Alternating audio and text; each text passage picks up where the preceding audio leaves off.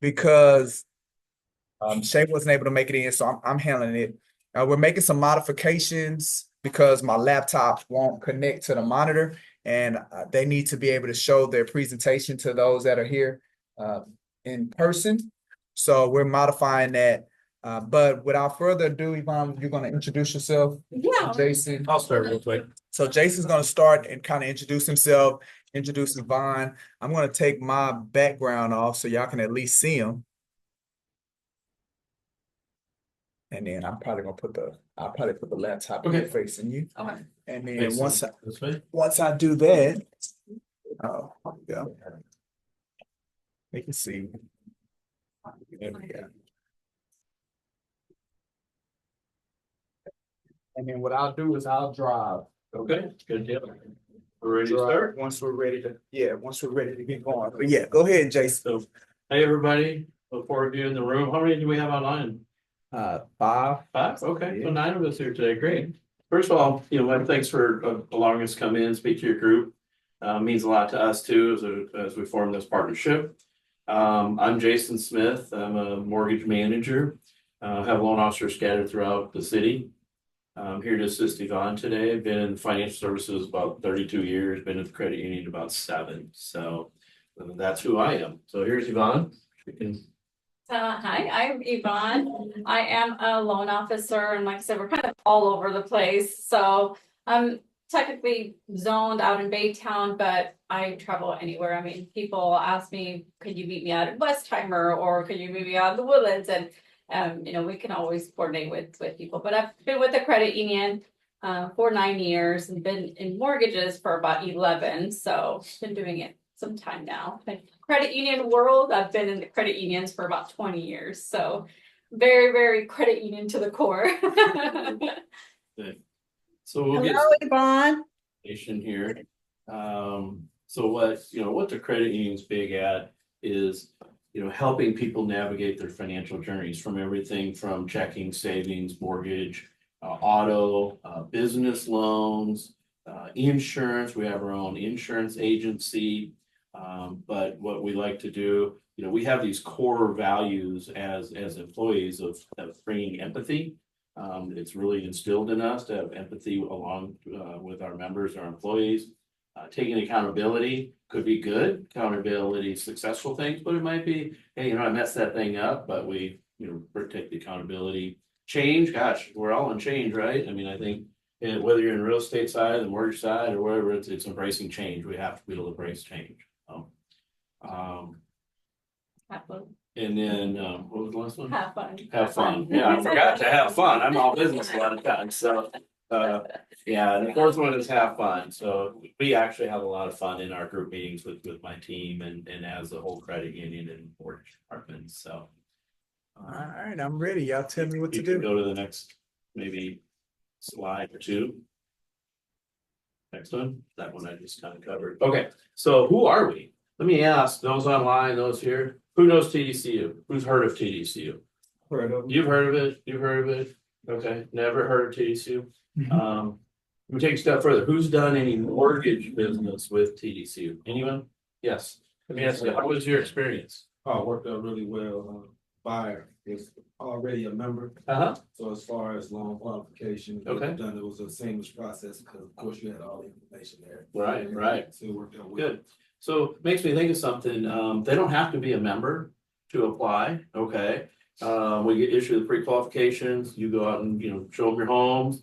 Once they come back with a contract, at that point, we assist them becoming a member of the credit union. Anyone in the state of Texas, so there's no issue where they live, anything like that. Very simple. Some of us have bought automobiles, and your loan ends up with a credit union somehow. You don't do hardly anything. Same thing from your client's perspective. So you making that comment made me think about that. So we're full service. I pretty much mentioned that at the beginning. Largest credit union in Houston. Those of you that have not heard of us, a couple bullets down, we are tied with U of H. So our name, we have naming rights on the University of Houston's football stadium. We're also tied with the Texans, if anyone's a football fan. If you listen to the games or go to the games, When they're within, I think, the 20-yard line, there's a lot of advertising because we donate money, again, back up in the community to the Boys and Girls Club that we're teamed up with the Texans. Bucky's, we all know where Bucky's is. If you walk into Bucky's, the ATMs are TDCU. Yeah. Also we have credit cards where you can get discounts at Bucky's. If not even, yeah, at Bucky's is it still off per on the gasoline? It's 5% off everything, so gas and purchases in the store. So it's a nice credit card to have if you frequent Bucky's. And the other one is Fertitta Entertainment. Anybody know what Fertitta Entertainment is? Like the Rockets, Mm-hmm. Rockets, casinos, the casinos, So Fertitta. Saltgrass, restaurant, Babins, Landry's. Mhm. Landry's. So anyone who works in the Fertitta Entertainment, if you Google Fertitta Entertainment, there's probably 50 more that we aren't saying that they're tied with, okay? So with those partnerships, they get perks as well from us if we do a mortgage or a checking account or credit card or things like that. So we're not just standing here saying that we're big and we're partnering with these guys. These guys actually get lender credits if they do a mortgage with us. Okay. So what's also cool about those partnerships is that they go even further and pass those on to the members. So like the members can take advantage of Bucky's, there'll be times where Houston Texans will give like discounted tickets, so all towards our members. So that's cool about the partnerships too, that it gets passed on down to the members. It's not just their employees. So skipping up, I kind of went down through the second one. We got almost 400,000 members and almost $5 billion in assets. Again, credit union is largest in Houston. They have goals in mind that to be one of the top 20 in the country in 10 years. Okay. Don't ask me where we're at on that right now. But I mean, that is driven all the way from the member board, the board through our whole senior management. It's a goal that we have. So, and again, the last bullet point there, we're all about the member and the well-being, trying to help them get to the next level in their life. Okay, so go ahead, Michael. All right. And then I think I'll turn it over to Yvonne. I'm gonna let her talk about the specifically mortgage. I'm here for support. If there's any questions that can't be answered, I'll be able to help. Go ahead, Yvonne. Thank you. So yes, thank you again for having us. But like Keith said, I mean, we are a full service credit union, but even within the mortgage, I mean, we have all kinds of products. I mean, so we can focus on purchases. If people are already own a home, whether it's a primary or investment, we can look at cash out options, equity loans. Sitting here, we'll have home equity lines of credits. So a lot of different options there. But in addition to that, we also have products that are like investment purchases, land loans, construction loans. Someone's looking at buying land and want to build in the future, we can help them with that. We can help them with the land, we can help them with the construction. So a lot of different options there. And actually one of the flyers here that I brought have all the loan programs listed. So if y'all want to pass those around, and I'll also share that in an electronic form, but something now. We do have in-house fulfillment. So pretty much everything that touches our mortgage loan will be in-house. So from my hands, when we start the loan and get them pre-qualified, through processing, underwriting, and even closing, everything is in-house. Once the loan funds, even our servicing is in-house. So if a member ever has questions on their loan, they can always go into any of our branches and say, hey, what's going on? And we will get an answer because everything will be at the credit union. So that's a huge benefit. I mean, we hear stories all the time where people are like, I don't even know who has my mortgage anymore. So that's a huge selling point. People really like that they can just walk into our office and get an answer. And the servicing and post-closing, that's kind of what I was talking about, where, even after it funds, it will remain at the credit union. So we can go on to the next slide here.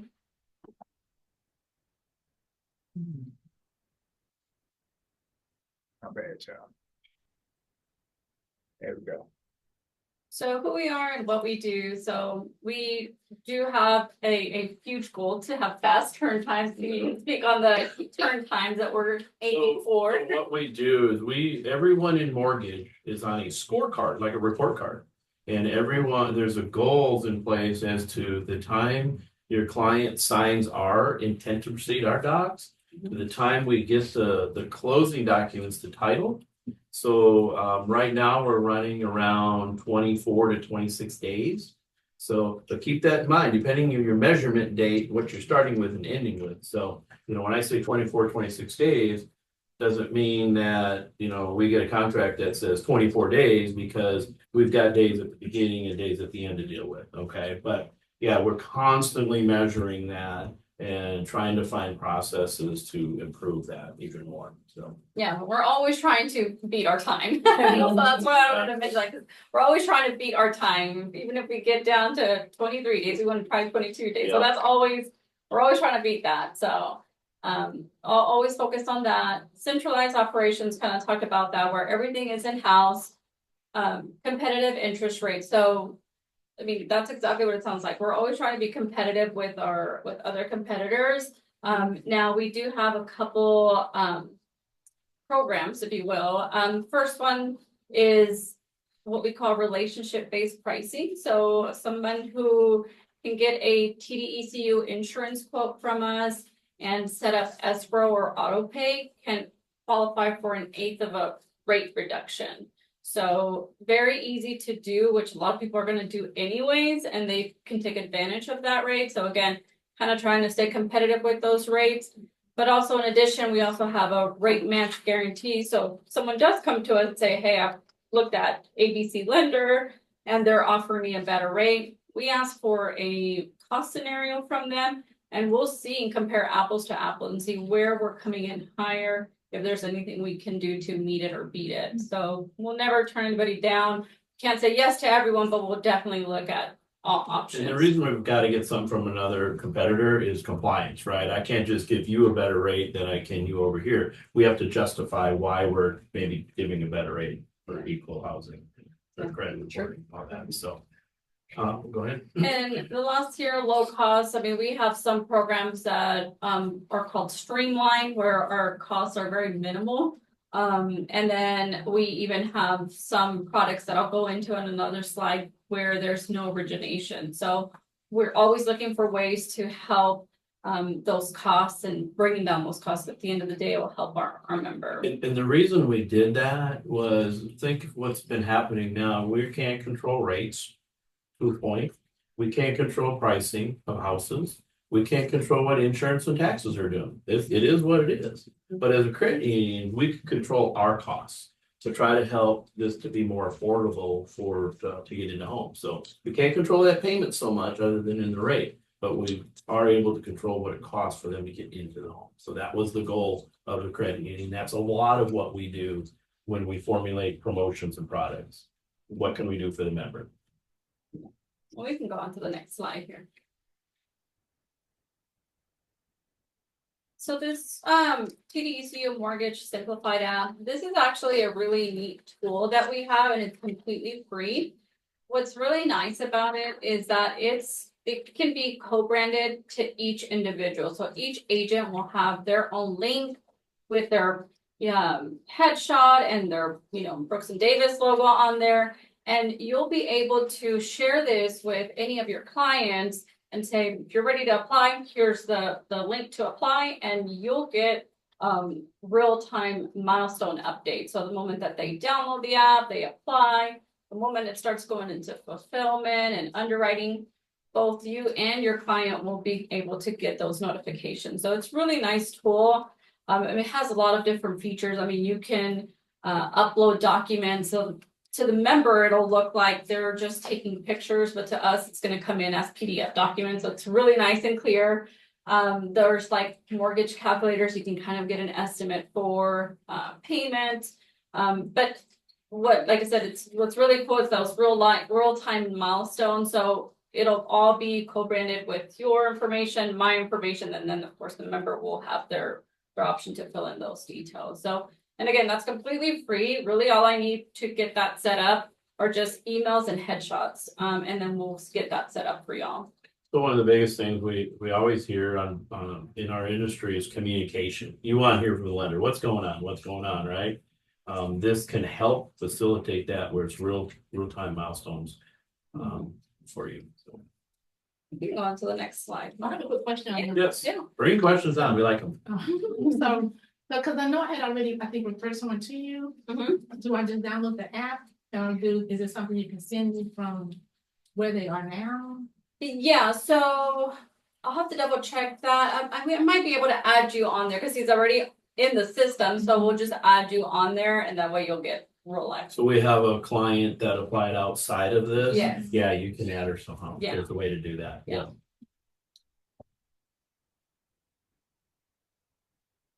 So this is our big one. So this is probably our most popular product. And this is specifically for primary residents. Anybody looking to purchase a primary home?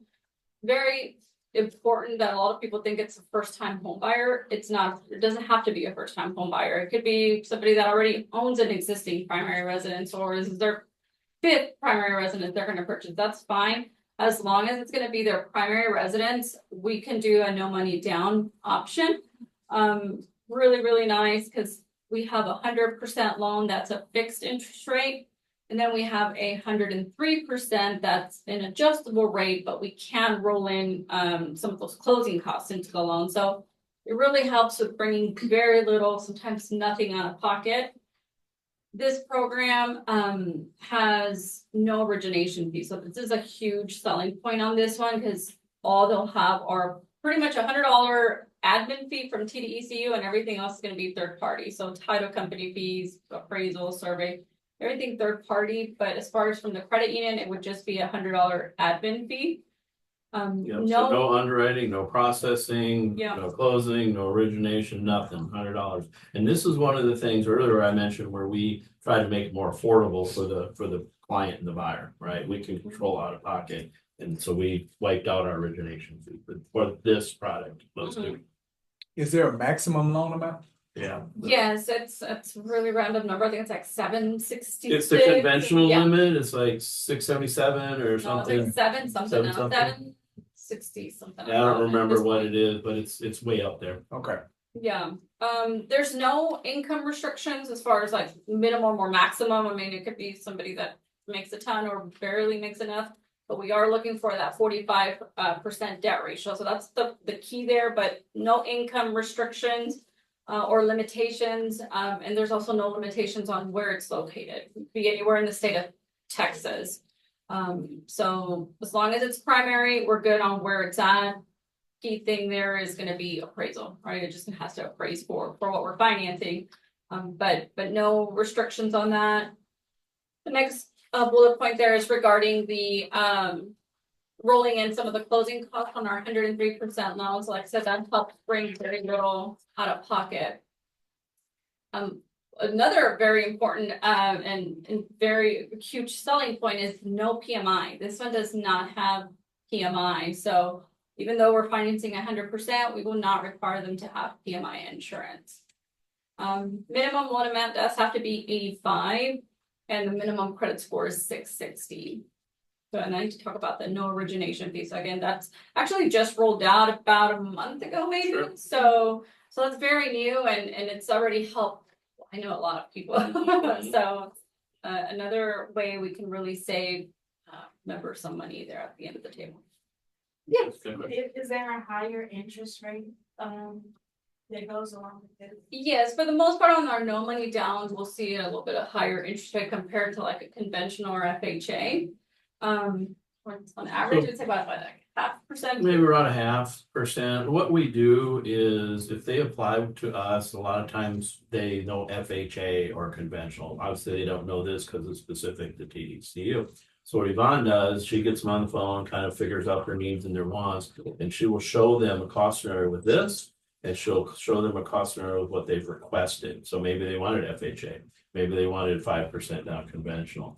And there are times that the monthly payment can be less at 0 down because of the no PMI, even though the rate's a little higher. Okay, not always. Sometimes the payment's lower, sometimes it's not.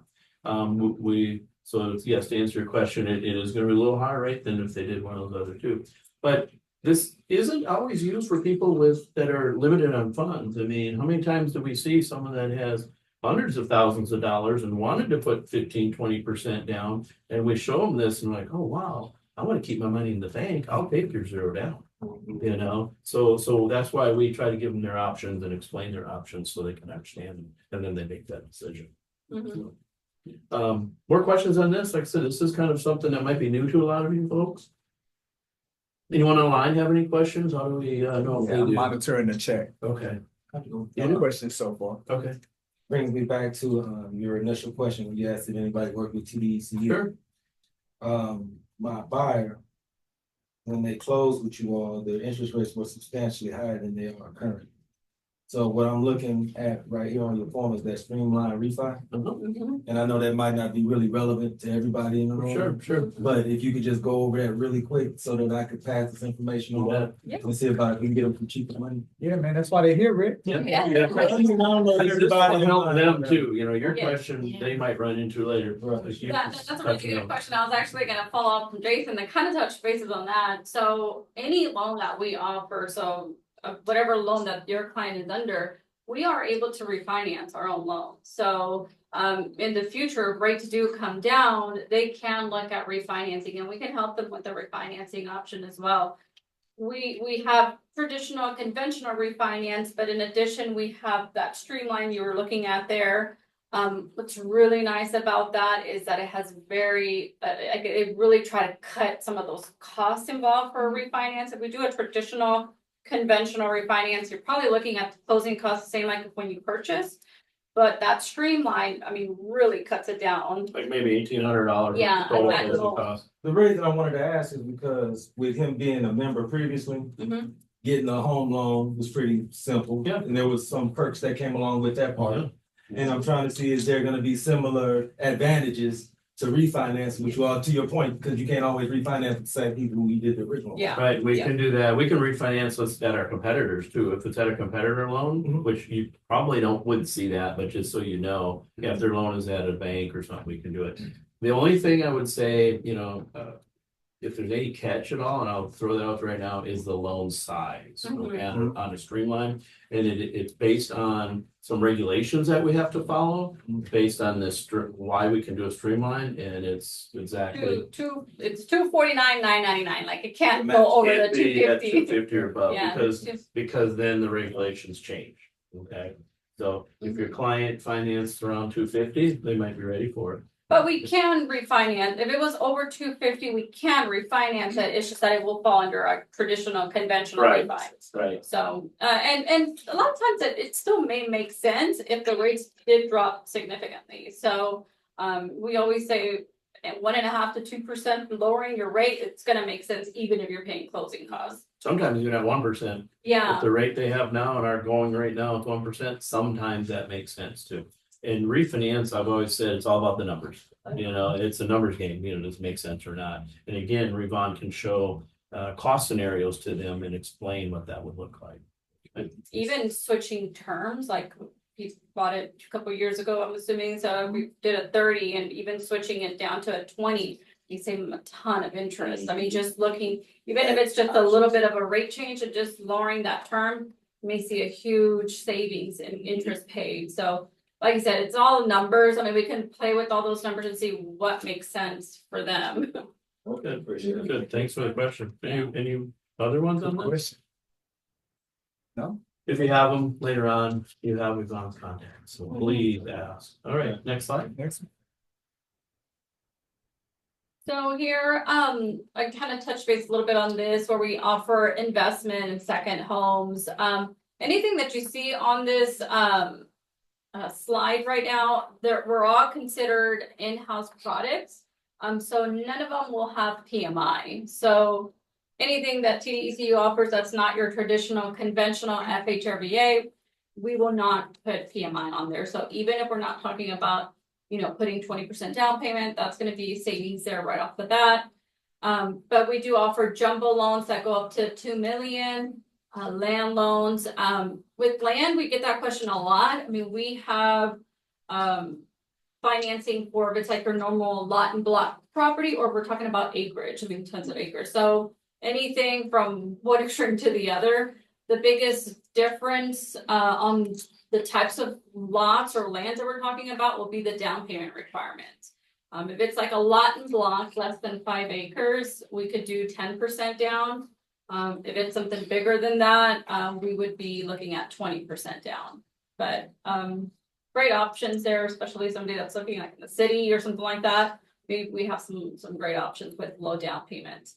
And we've been getting some questions on condo loans. We also offer condo financing. So if you have anybody interested in some condo financing, we also offer that. And I don't know how many of you guys have ever dabbled in condo, but the condominium itself, a lot of times has to be approved for certain financing. We don't do that. We do the non-warrantable. So we've been able to do some things. We've had a lot of agents come to us say, hey, this fell out because the complex can't get approved. Can you do it? We're like, yeah, we can do it. So give us first shot at that instead of just going down there. The other one I like to point out is in the jumbo section. We can do up to $900,000 with only 5% down. Yeah. I think that's pretty strong if any of you are working in that end of the spectrum there. So I think a lot of lenders are different on that. Go ahead. That's all I have here. You can go on to the next. So Community Champion, this one's a very new program that we rolled out. And awesome program for certain industries. So that would be active duty military, and education professionals, first responders, and healthcare professionals. So, and what I mean by in the industry, it doesn't have to be a certain position. So it doesn't have to be a teacher. It could be anybody that's in the education field. So it could be the front desk clerk. Same thing with healthcare. It doesn't have to be a nurse or doctor. It could be an admin. So anybody that gets a paycheck from these industries will qualify for this on a primary residence, and that's 1.5% lender credit. So again, huge amount of savings that we can really help them. They can utilize that on like our 100% financing, so it really helps with bringing very little out of pocket, and help someone get into a home, and really looking out for that affordability. Like he said, I mean, we really can't cut back like with rates and stuff. So we're really looking at all different ways we can help save our members and their clients. What we see some agents and some loan officers doing, they're going out to schools. Maybe your children or your grandchildren are at some schools and they're promoting this. Some people set up tables at schools when they're allowed to. Same with healthcare. If we don't have healthcare, we have this flyer that can be co-branded with Yvonne and yourself. And you can go yourself into these events and push this as if you decide to do that. And if you start talking real numbers, someone's buying a $300,000 house, 1.5% lender credit, that's $4,500 that we're giving them, and no money down, and no origination. $4,500, okay, covers pretty much everything at this point. We've seen several instances already since this rolled out, which was only maybe 2 months ago or so. We've already seen several instances where somebody took advantage of this and they went to the closing and got their earnest money back because we had so much credit. So, and we've seen it going further. There's too much money left because maybe they gave them $3,000 earnest money and there's $4,000 left. We can't give them all $4,000. We can only give them what they put into it. Mm-hmm. So then we use that leftover to buy their rate down. And now they got a lower rate and lower payment. Okay, so there, and this is Yvonne working all those numbers behind the scenes. So it's a really, we're super excited about this. And as far as that co-branding app or co-branded flyer, I'm sorry, that's very easy for me to send out. So if anybody wants it, like I said, I just need a headshot and the contact info you want me to put on there, and I can share that like within a day. I mean, that's super simple for me to forward to y'all. Any questions on this one? So we did have a question on the chat. It might have been about the previous slide though. They're asking about governmental loans. I guess VA. Do y'all do VA loans? We do offer VA loans. Yes. Yeah, we do FHA, VA, conventional. You notice that they may not have in the flyer just this red box says ask about our conventional government loan. We built this flyer to highlight our in-house, but yes, we sure do. Okay. We do them all. Okay, you said active duty. What about active duty military? Same category. For this Community Champions is active duty, if that's the question. Yeah. So for this long run, what's the difference? You say right, yeah. Yes, what's in your community champions? What's the difference between retired and active duty? Because they're both getting steady checks.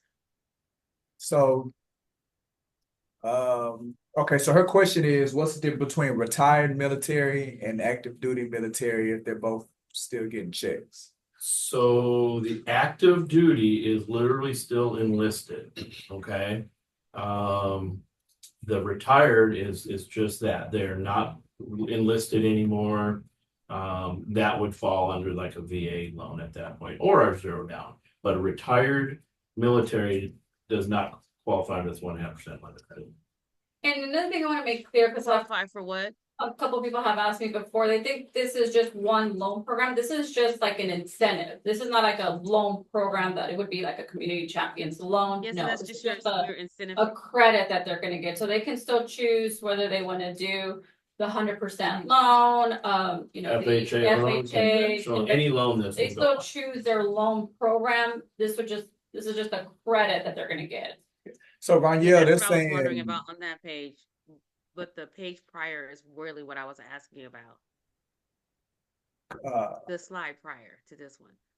this slide, Yes, that slide. So how does that, so VA loan, can you get a jumbo loan with that? Because I know the new rule is there's no cap on VA. And how does that work? If you can. so she wants to know if you could you utilize the VA loan for the jumbo loan product? Yes, the VA does not technically have a limit, but we have a limit. I don't know it on top of my head. But we also, being a credit union, if it makes sense, my underwriters can make exceptions, okay? So, but the answer, So yes, saying, we've do done you guys VA allow the loans, in the jumbo rate. loans? Say it, Roniel. I said, did you guys allow the jumbo loans? And what is your cap for your credit union? Okay, so he doesn't know the cap off the top of his head for the credit union. Okay, And yes, they do allow the VA for jumbo loans. okay. Maybe like $1 million or so, but we've done them well over that. Like our jumbo loan, as an example, is $2 million you see here. I've got a 4 million right now going, okay? So you can see, makes sense, right? Had to go through committee and all that, but as a credit union, there's things we can do like that, if it makes sense. So don't let the loan limit really scare you. You good, Roniel? That was my question. Thank you so much. Yeah, I'm good with this one, unless y'all had any questions with that. Did y'all have questions for Yvonne? They're good. Well, that was really everything. And of course, there's my contact info if y'all want to take that. I also left some business cards that I'll leave here in case anybody wants to grab those. But I can share these flyers in a digital format as well, so you can pass those along to anybody who wasn't physically here and they can have that. But just know that, like I said, we can co-brand that community champions, and I can send that as well if somebody wants the co-branded one, and I can send that in a digital form as well. Yeah, could you absolutely send a digital flyer so we can distribute them? Just send it to Shay, or did we have all their contact information? I mean, if anybody wants to, like, you're gonna send them to Shay, yeah, absolutely, but if you all want to just get them at your own time, Okay. frame, and y'all give Yvonne y'all contact information, your card. I just need headshot, email, and a phone number. All right, if anybody's online and you want to get that information directly from Yvonne versus waiting for Shay to get it, then this is her contact information, and go ahead and maybe send her a text. Just need the headshot, email, and a phone number. Good afternoon. Can Yvonne hear us, Mike? No. No? Almost, I can. Well, hold on. Let me see if I can make some modifications.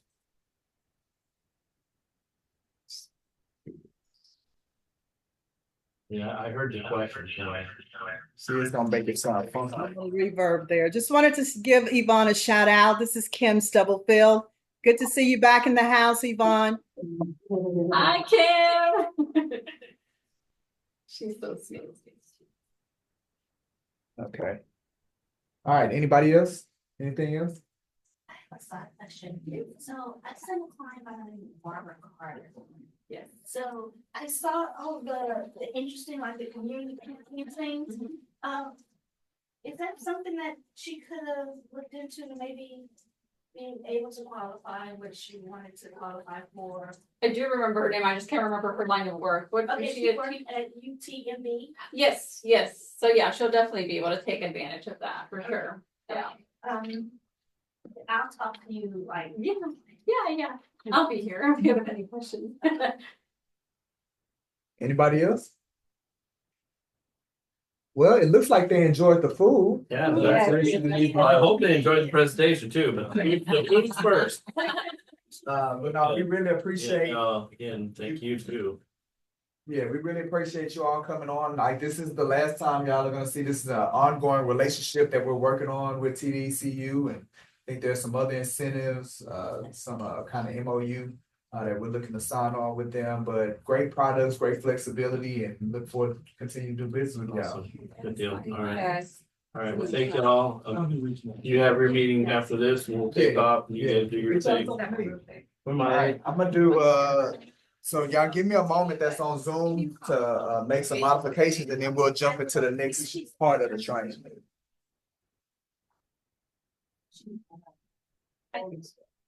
Yeah. Yeah. But yes, I mean, once we are ready to move forward with it, she'll definitely, and I think I actually even included that in hers, that it would definitely be able to take advantage of that community champion for sure. That will help with her clothing costs and bring them down essentially, especially if we do like the no money down, that'll help, really bring very little out of pocket. If If you have any other questions, let me know. Because I know one young lady, that was working with you, Helen, I can't think of Helen's last name, Helen McGann, and so I know her DTI was too high.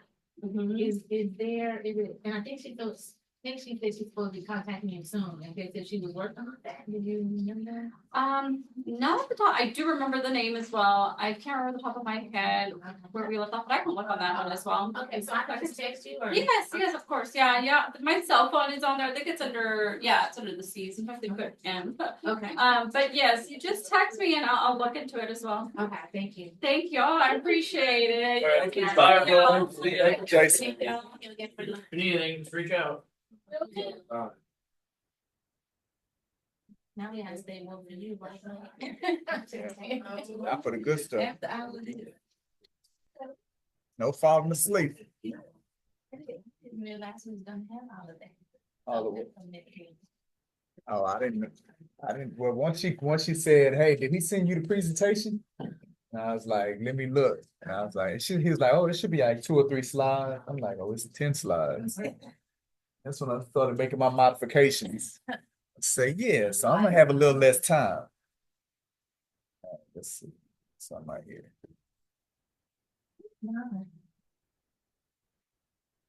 I'll make sure it's the abridged. Michael, I gotta log off. Why? Who you talking to? You ain't got nowhere to go, Rania. Why? He did not say bye. Frank said it. He said bye. He said bye. I said no. Michael said why. You ain't got nowhere to go. I do. I see you later. Okay, I'll see you later. Got to get utensils. Oh, no. Can't be in here either. I'm with my family right now. Are you done with? We can't hear you. Oh, you know what? I think I know why we can't hear you. Good.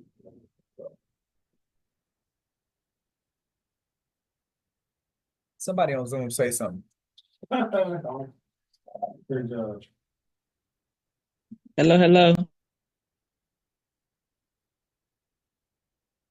Say something else. Come on and Zoom. 1, 2, 3. 1, 2, 3. Check 1. Come on and Zoom. 1, 2, 3. Zoom. Y'all remember that? Trying to get the volume on the TV.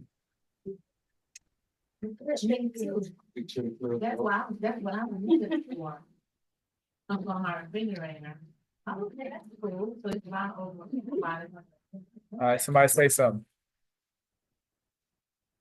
How y'all doing today? Testing. Yeah. Testing. 1, 2.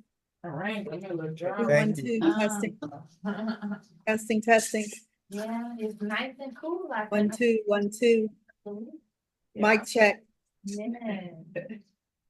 I was surprised my AC didn't keep kicking on as often than it does. I'm like, that must be loud. Hearing it all right there, forward, the high is like 75. It's beautiful. All the windows open. That's what I'm waiting for. It was all my windows. And this morning was really the first time I've seen rain at my house, but my son was like, "It's been raining on me all week," and I'm like, "Well, I haven't seen that rain."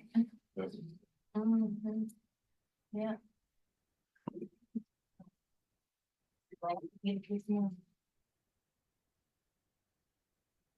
It sounds like the train did.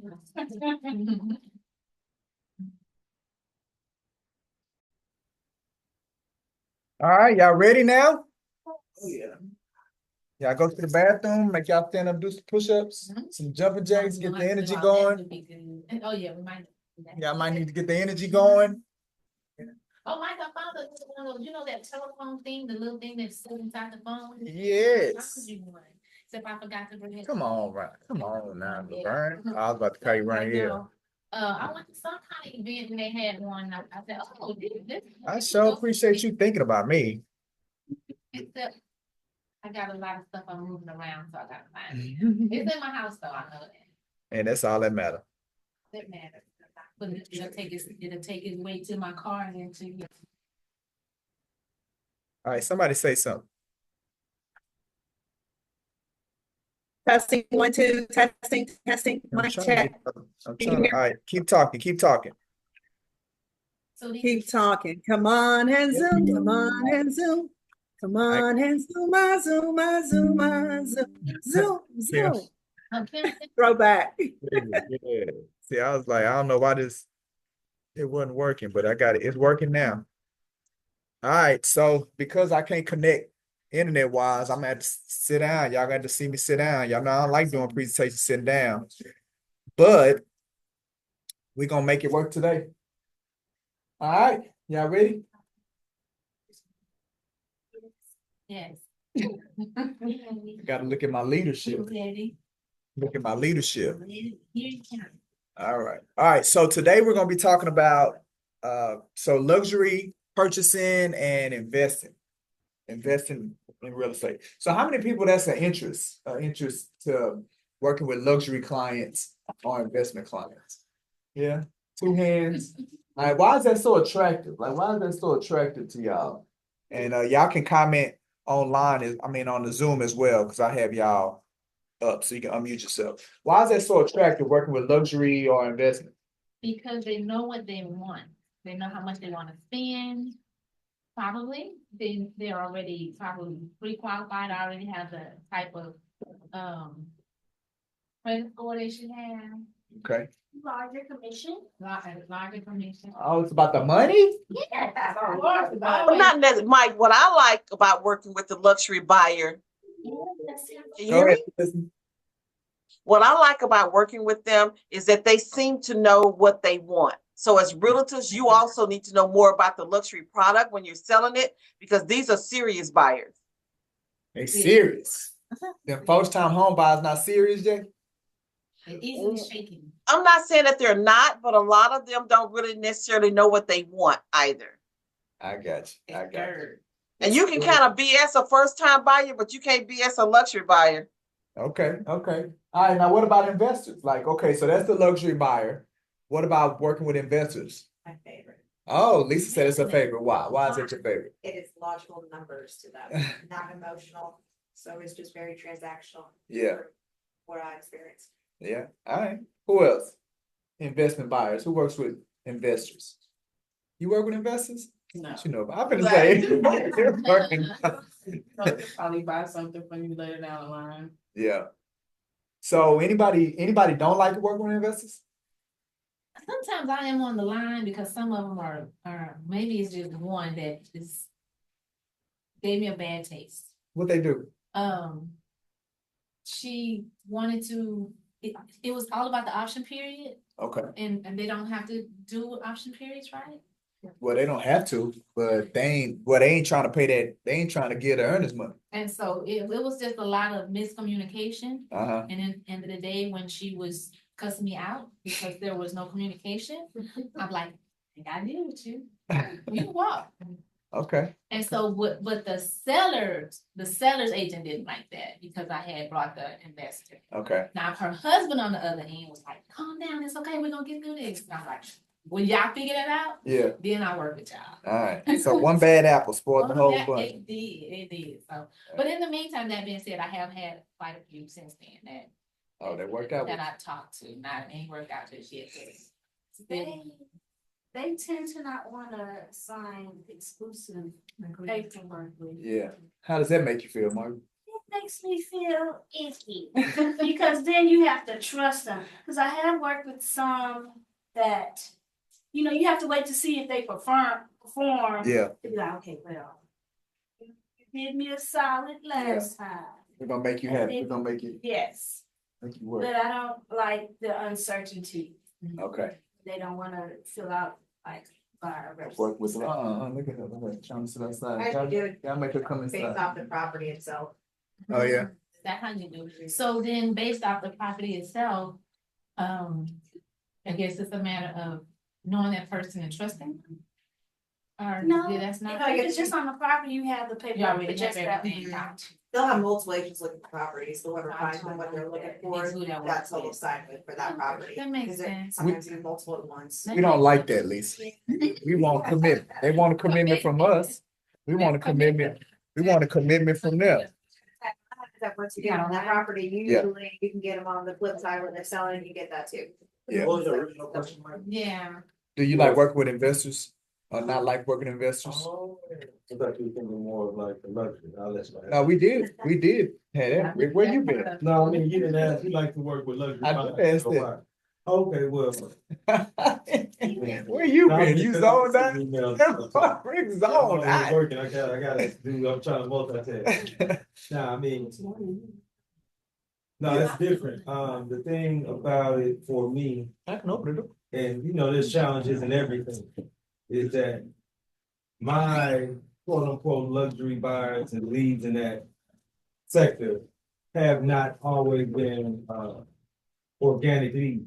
Mm-hmm. A lot of these leads I get from online.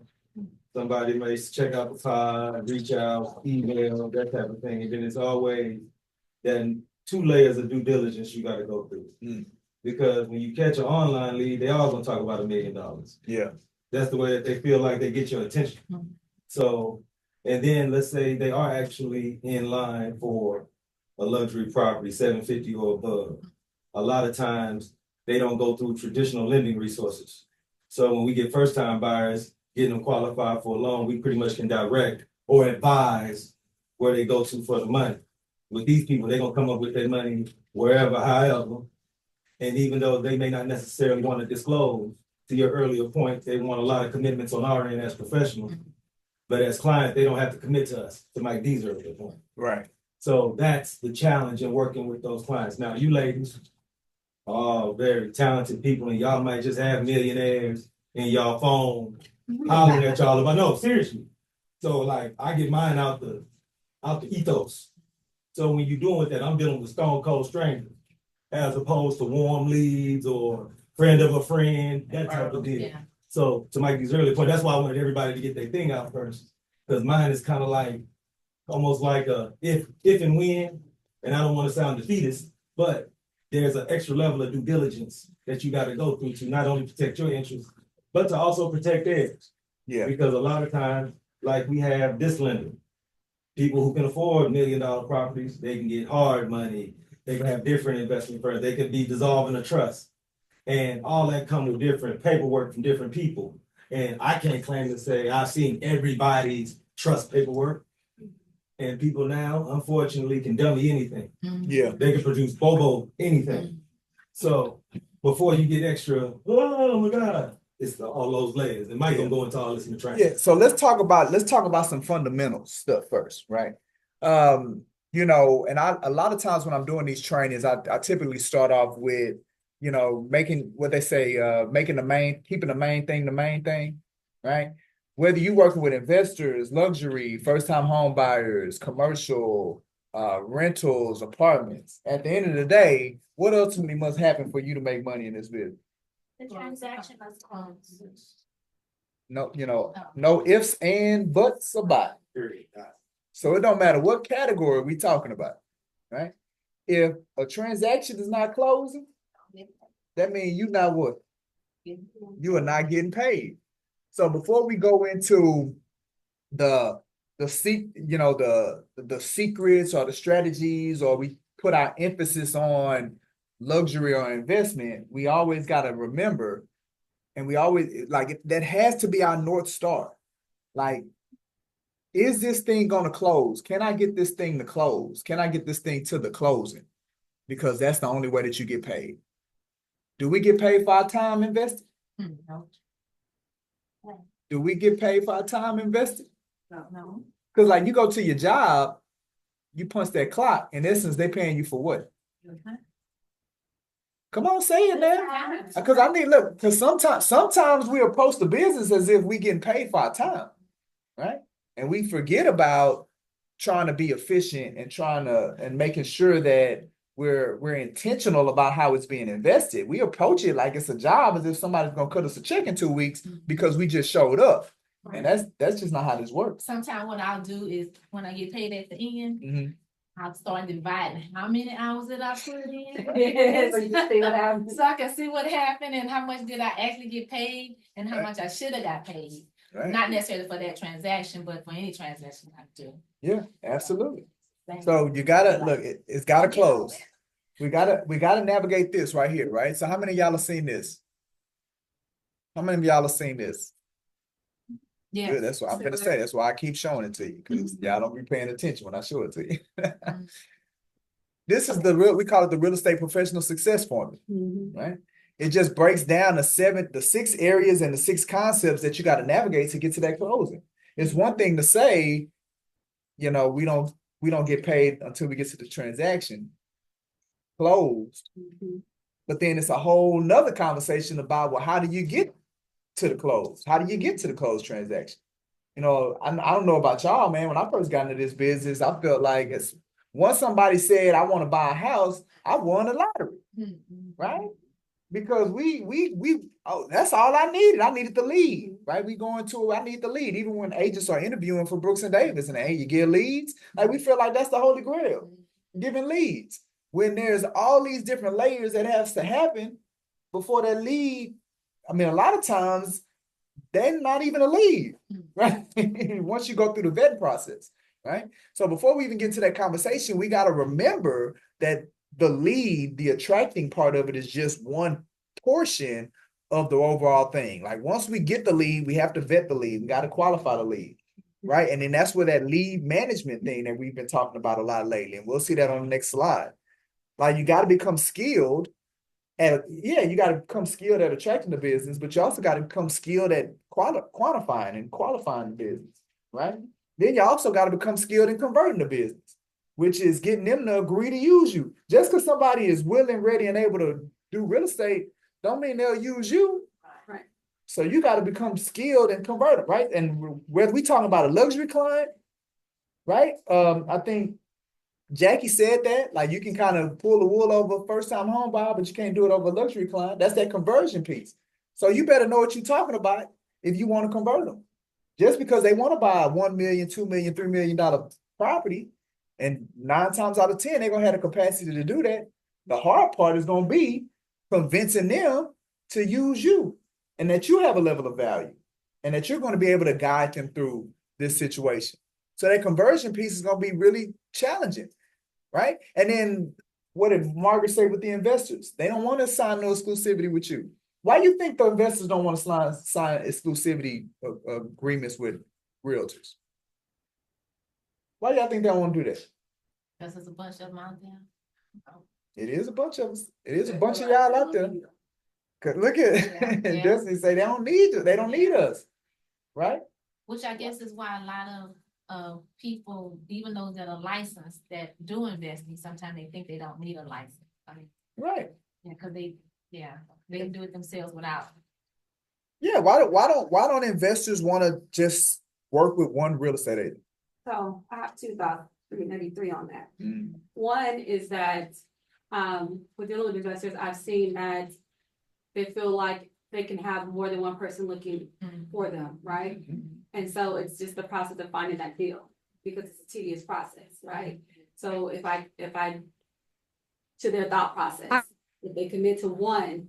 I believe that most investors feel like Somewhere else, that may be the first thought. Right. My second thought would be, there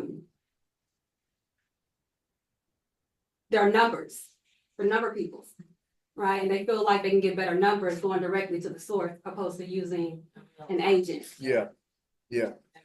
What were you gonna say, Kim? I was going to say, I feel like investors really feel like they can do it all on their own. Mm-hmm. And having a realtor What you mean? sometimes they feel like this is something they can do on their own. Yeah, yeah. So how do y'all feel about that?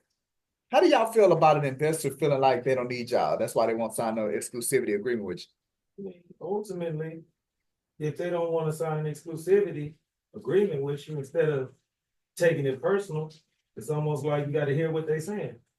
Like, okay, the reason why we are not real estate investors professionally is because we're here to educate and serve the public. The reason they never wanted to get a license is because they're going only for self. Yeah.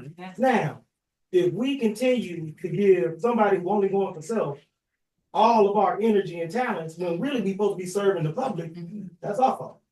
We're supposed to be out here finding first-time buyers, people in apartments who got good jobs, who really need our services, who really want to appreciate what we do. Now, this all look like easy money because, oh, yeah, find me a house, I'm gonna pay you. But then they treat you like we talking about. Absolutely.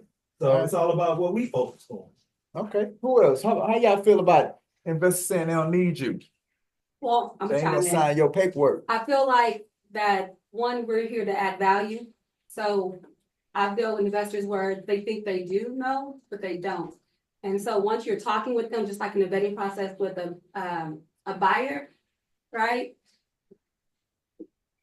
You have to show them as the expert that you know just a little bit more, and if you don't, you can guide them through the pieces of it. And so by the time you add that value, if they allow you to, you can get them to sign your agreement. So that's how I see it. Now, you got to catch it because they can't take you ring around the rosy and you spend all this time. But if you know the value of what you bring when you're dealing with an investor and what they're already looking for, then you're going to be able to pinpoint it sooner than later. Okay. Now I want to hear from Lisa because Lisa loves. She does. Well, I'm an investor myself, so I bring that skill with me on top of it. So I have that a little bit up and over. They're having a bunch of realtors look for them. Well, I've done it personally, so I know what to look for over them. Yeah. So I can catch things maybe they can't catch or don't catch, and I'm looking more on the investor eyes on a property rather than just like an agent. So I bring multiple skills to it. Yeah. Great So I point. catch that. Great point. So go ahead. No, I was going to say great point when we talk about the eyes, right? If you're looking at, if you're searching for a property for investors and things of that nature, it's a different eye that you're looking through the properties with than traditional buyers. Yeah. Absolutely. So here's the thing about investors, and I think as real estate professionals, we have to learn how to adjust or we have to reframe the way that we see both customers, right? Because I think what we do as realtors a lot of time, and the reason that we want them to sign that exclusivity agreement is because we're seeing them like a traditional buyer, right? So when you think of a traditional buyer, what is the value that you bring to a traditional buyer? You know, Rick kind of talked about it, right? Education, right? Service, right? Guidance. Those are the things that you bring to a traditional buyer, right? And so when you think about a traditional buyer and they're hiring someone that's going to provide those particular things, you don't need multiple people to provide that to you, right? Like a buyer is not going to gain anything by having multiple agents educate them or have multiple agents guide them, right? You really only need one. And honestly, it's in their best interest to just pick one person, because if I know that you've made a commitment to me, then I'm going to offer you even more. I'm going to give you everything that I have. I'm going to guide you in everything. I'm going to pour it all into you, right? Okay, so now let's flip it. An investor, does he need you to educate him? No. Do he need, I mean, if this man then flipped 50 houses, do he need you to educate him? No. Do he need you to guide him? No. What he Or need? woman, man or woman. Man or woman, you're right. You're right. Person. Does them need you?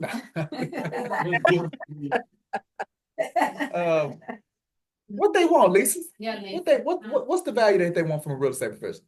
My experience. Experience. The experience, and what else? The property. The property. They want the deal, bro. Like they want the deal, right? So if I sign with you, right, then that means all I have access is to the deals you have access to. Now, what have I done to myself as an investor? Yeah. Why would I do that? So then flip it as a realtor. Why would you ask somebody to do that? Like you said, you're selling them wrong. Right. Because you're still selling them as a buyer. Yeah. Why would you, if we're here, like Rick talked about, we're here to provide a service to the marketplace, then why we ask that person to do that to themselves?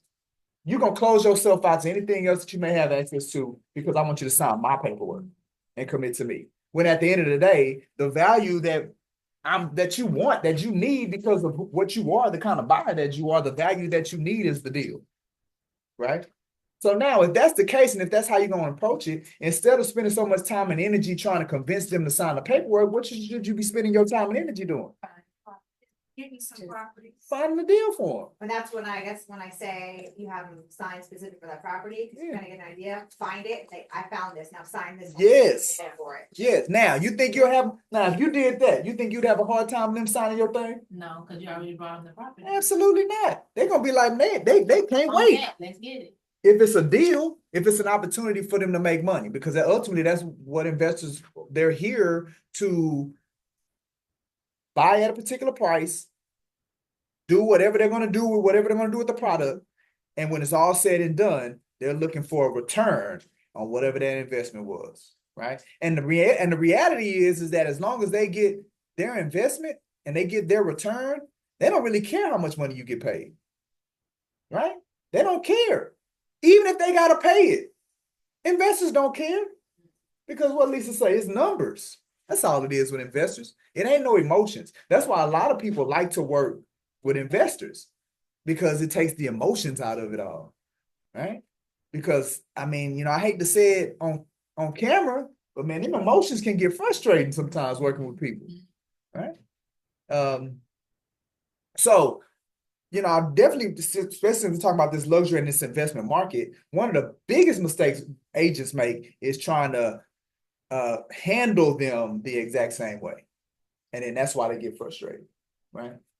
So, with this NAR settlement, everybody's talking about value and being able to present your value proposition. That's what everybody's talking about. Well, then understand that your value proposition is different for traditional buyers than it is for investors, right? And you got to understand that. Okay, so now, this is the formula, right? So it's more than just attracting business. A lot of what we're going to be talking about is the attracting business part of it, because the reality is that whether you're a luxury buyer or a first-time home buyer, by the time we get to serving and transacting and closing, it's pretty much the same trend. It's the same.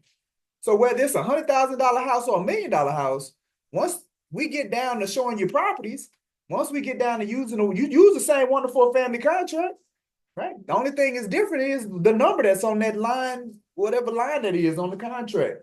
Let's say total offer price. But when it comes to the transaction, you send it to the same title company. There ain't no special title company for luxury people, right? There ain't no special appraiser or inspector. It's the same transaction. So so with me saying that the serve, the transact, and the close is the same, when you're trying to tap into the luxury market, what should you be focusing on when we're looking at this formula? What should you be focusing on changing or making different from a first-time home buyer or a move-up buyer to a luxury buyer? What should be the areas that you should be focusing on modifying? Attract. How you attract them? That's one of the biggest ones. You're just attracting a different type of client, right? All right. What's another one? What's another one that you should be focusing on or putting some attention to when maybe a traditional or move-up buyer versus a luxury buyer when you're looking at this formula? Well, no, I mean, most of the time the vet, I mean, if they're a luxury buyer, they Yeah. good. I think it's more relationship because most of the buyers in that market area, they have their reach. They have a bigger reach, right? So they're gonna know somebody already that's a realtor. It's gonna be in their sphere of influence, right? So they hire people based on more relationship than anything else. So if we want to tap into that, then you got to build the relationships. Right. For that. Yeah, so that's a track. To build that relationship. Yeah, so that's a track, right? So you got to modify how you attract them, right? But again, the vet, you ain't got to vet luxury people. They ready to go, all right? But now to convert, right? Right. The convert. Oh, it's the convert. The convert. Like you like Laquana said, these are smart, good, brilliant, like these are professional individuals. These are people that have had a level of success. If you ain't showing up a certain way, if you ain't showing up the right way, if you ain't ready to go, you think they're gonna hire you? Oh, customer to client. Like referrals, like most of them referral, somebody that knows somebody, and because of that, the trust of that relationship, they drop your name, so. Yeah, but if that referral comes to the buyer's consultation and you think that people gonna use them? No, they command a certain level of service, right? They command a certain level of representation. They're not gonna have their time wasted. So a first-time home buyer may not know no better. So you can come up there looking any kind of way because they ain't got no frame of reference. I'm not saying you are, right? But they don't necessarily have a frame of reference. But a luxury buyer, they have a frame. I guarantee you this isn't their first rodeo. This isn't their first time that they had to do a transaction. It's already been thought out. That's why Jackie said earlier, it seems like they already know what they want. Yeah, because they didn't already thought through it, right? So they're prepared to say yes if you deserve a yes, but they would absolutely say no if you don't deserve a yes. And then they'll go find somebody else. Like Laquana said, they got a wide network. They'll go get another referral from somebody, right? And their relationship won't be an issue. They'll just let their friend know, hey, look, I tried to get your people. And then guess what? That's probably the last time you ever get referred in that circle. That's why you got to be careful, right? Now, how many people feel like the serve is different? I think Laverne was bringing it up. You feel like you serve them different? First-time home buyers versus luxury buyers? Yeah. Why? Like you just said, you gotta go about it differently. So I was just thinking with the first time home buyer, they need a lot more hand-holding and hands-on as opposed to the luxury. Well, okay, with any buyer, you want to know your product, right? So if I'm getting ready to show a regular buyer, I'm still prepping myself to know about that home, what it entails, all the language, right? So I would do the same thing with a luxury. I'm not gonna just walk in and I don't know what kind of floors it is on this floor. I can't have that conversation. Yeah. So with any client you have or prospect you have, and you're going to meet them, you need to know that product. So those are, in that sense, it will be the same preparation. Let me say that, right? Because yeah, and I was looking more at the person side as opposed to the product side when it says serve. Because I would think the person on the luxury side. No. Well, in my opinion. Okay. Because I'm just like what I'm doing with a regular buyer, I'm gonna learn your personality. Yeah. What you like, what you don't true. like, how to talk with you, how to figure you out, right? And that comes through conversation. Right. Same thing I would do with a first time home buyer. That's true. That's true. That's how I look at it. So I don't know. So okay, so you say yes. Y'all say luxury and first time treat them the same way? Well, treat them the same way, like you say, is serve them the same way. And getting to serve them. I just feel like maybe the luxury won't be as hard of a serve maybe as the first time home buyer? Hey, Laverne, like I ain't gotta serve them as good. I can give them excellent customer service. You're right, I was gonna say, don't say that. Not really. Oh my God, well, look. So I think Laquana touched on a really valuable point when it comes to the luxury home buyers is speaking to the personality of the person. I think that skill would really elevate your service with a luxury home buyer. Whereas with a traditional buyer, yes, that's important, kind of know what you're dealing with, what personality type, how to communicate with them. But I think it's more relevant to luxury home buyers. So then it sounds like they're more, well, you already said they're more needy. Well, no. I think what Laquana's saying and Kim is echoing, it depends on the person, right? So you as a professional need to be skilled enough to where you can, Your person. as you engage and you build rapport with people to get a feel for the level of service. Now that's from the buyer end. Now I'll throw this caveat at it, right? So what studies show is that people that spend at a particular price point, they don't necessarily spend for product. They spend for experience. Yes. They spend for experience. They spend their money and the outcome, like that's why when you go to a high priced restaurant, you ain't going there because the food tastes good. You're going to that high priced restaurant for the experience. So once you walk out of there, you can tell whoever the stories. Right. Just hiding here to him, Mike. I'm letting them I'm figure sorry. it out. Y'all got it? Like I said, I'm Right. I'm gonna let them figure it out. I was trying to put it directly on nobody. Oh, got you. Well, it's gonna be the radio. Yeah, for real, that's right. Okay. No, Mike, I agree with what you're saying. And like I said, in my limited experience dealing with first timers and then, like you said, $1 million clients, the passion that you have for service, you would like to say your professionalism would keep it at a standard. Yeah.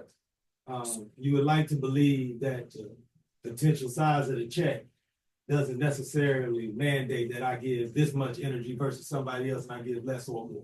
Right. From a professional standpoint. But what I found is with first time buyers, the energy you put into them is more directed at them as an individual, getting them right. Like you say, managing the transaction. With my luxury clients, the energy is always towards the seller, or not to say it this way, the adversary. Because what they need us for is all the things they don't want to do. Negotiate, talk to them. Because when you're dealing with luxury listings, they all got funny rules. They don't like you to show it unless the buyer's with you. But what if the buyer's in Timbuktu? The buyer not gonna get on the phone and explain their situation. That's what they have us for. But that goes into what but to your point. That goes into what I'm saying. They want the experience. Yep. Right. I'm using you because I don't want to be bothered with that. Take care of that. And it's the same thing on the seller side. The seller, when they hire an agent, they're basing it off of what's this experience gonna be like with working with you. Right? It ain't about the marketing. Yeah, the house will get sold. I don't care about that. It's a house. Like, what kind of impact is it gonna have on me? Like how convenient or inconvenient, or like what parameters are we gonna put around this process? Right? They pay for experience. Like, what kind of experience am I gonna receive? Right? So what I would say to that question, do you treat them the same? On the buyer side, you probably do have a little more leeway with having a similar approach, but on the seller side, that's where it's got to change, right? And the reason is because the seller paying you. Well, now in this new environment, now you may honestly, if it was me, and if I was going to approach the luxury buyer, I would approach it from a standpoint of showing how my experience is different. Like, you working with me, the experience is going to be different, and charge them up front. That's what I would do, working with the luxury buyer. Because at the end of the day, the money they're not tripping on the money so much. And if they find value in how you present, how things will be different with them working with you to purchase a home, they'll pay you up front, or they'll be responsible for your commission. They'll pay for it because that's what luxury people that at a particular price point, when money's not that big of a deal. I mean, obviously money's a deal, but it's not to them. They got money, so they can afford.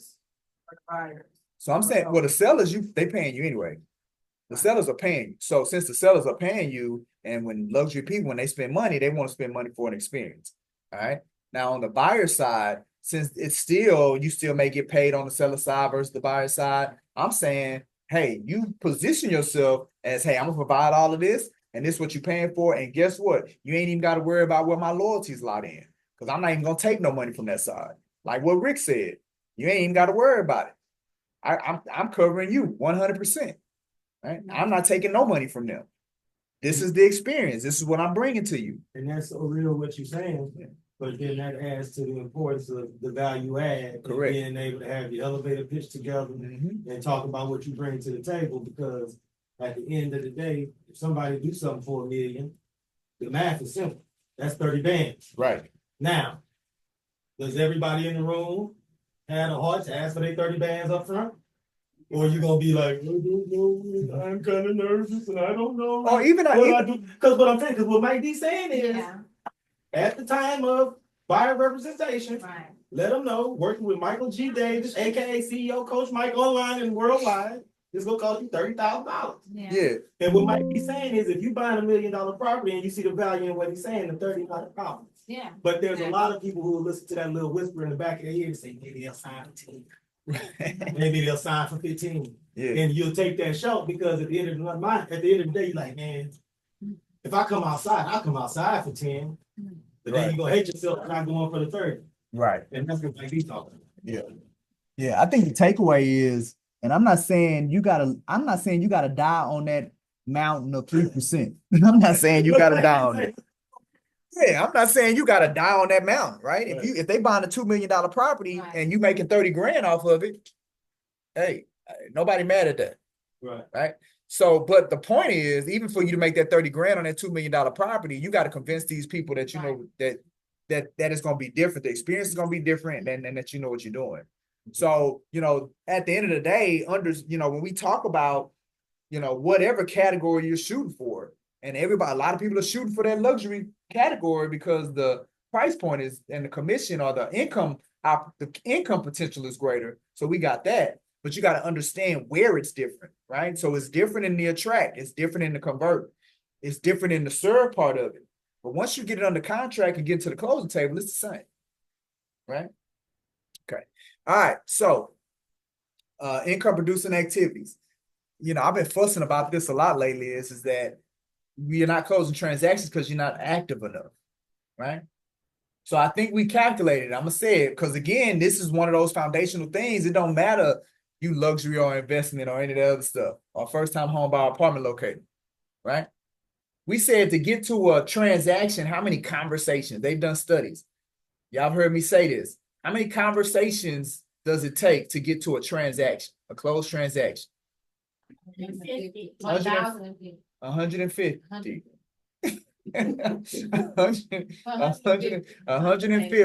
150 transactions to get to a conversation. I'm sorry, a conversation. 150 conversations to get to a transaction, right? 150 conversations to get to a transaction. And it don't matter if it's a luxury transaction. It don't matter if it's an investment transaction or a first-time home buyer transaction. A transaction, 150 conversations, right? Now, I don't know about y'all, for y'all that are making a lot of phone calls on a daily basis, are you typically having a conversation on that first phone call? Or that second phone call? Or that third text message? Or that fourth email? Or that fifth phone call, right? It's usually, I think they say conversion happens between the fifth and the eighth. Right? We can just average it out and say 7, right? So that means 7 engagements to get to one conversation. And then we got to multiply that by 150 to get to one transaction, right? So now we set a goal, Rick, we like to set these lofty goals. I'm gonna do 20 transactions this year. I'm gonna do 30 transactions this year. You're gonna do 30 transactions and it take you 7 engagements to get to one conversation, 150 conversations to get to one transaction. That's like 1,000 engagements.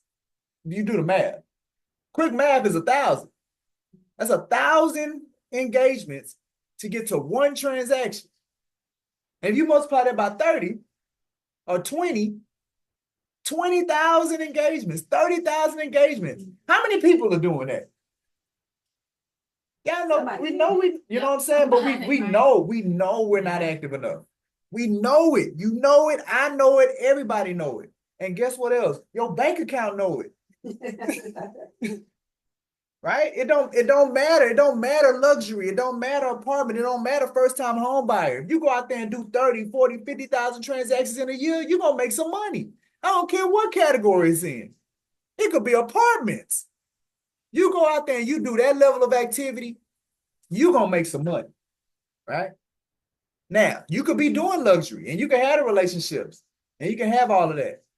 But if you ain't doing the activity, guess what? You still got no money, right? It live and die on how active you are. So when we think about the activities, right? We labeled it in three different levels of lead generation. And that second level is where most people are dropping the ball. It's the lead management of it, right? It's okay, we generate the lead, right? We got the luxury lead and we met that person and now there's a luxury opportunity, right?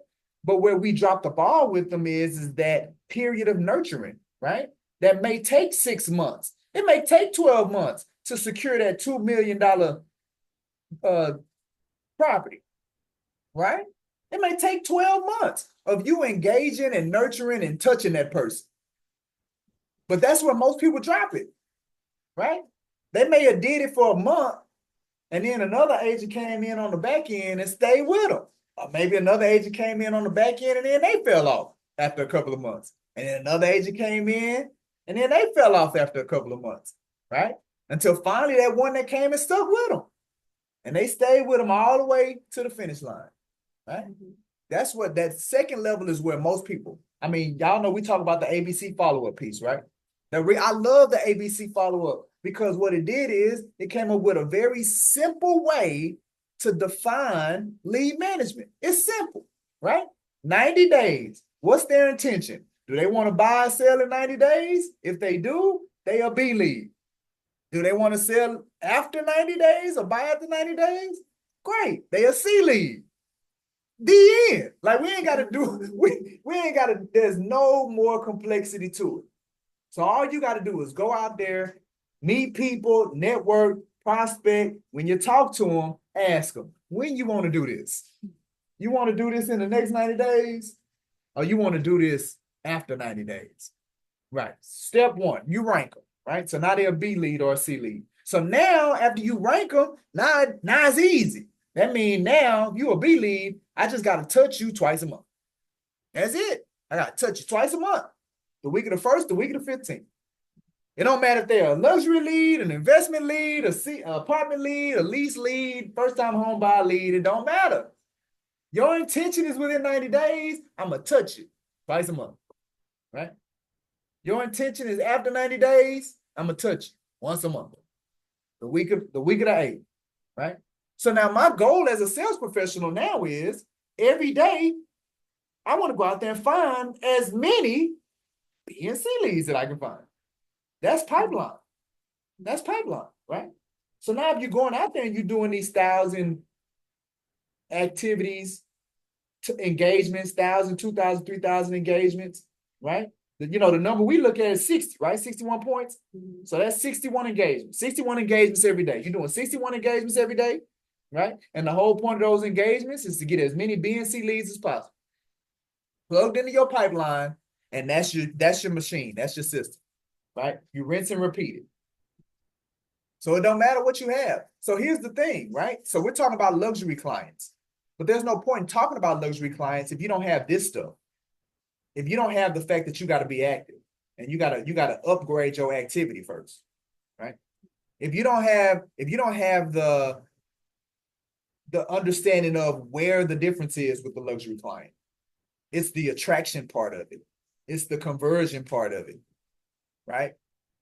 When if I can attract them and I can convert them, you can figure the service out, right? But the hardest part for most people is the attraction and the conversion, and this lead manage this nurturing piece of it. Because guess what? Luxury people ain't in no rush. They wait until they find what they want. And it could take who knows how long for them to find what they want. They ain't never in no rush.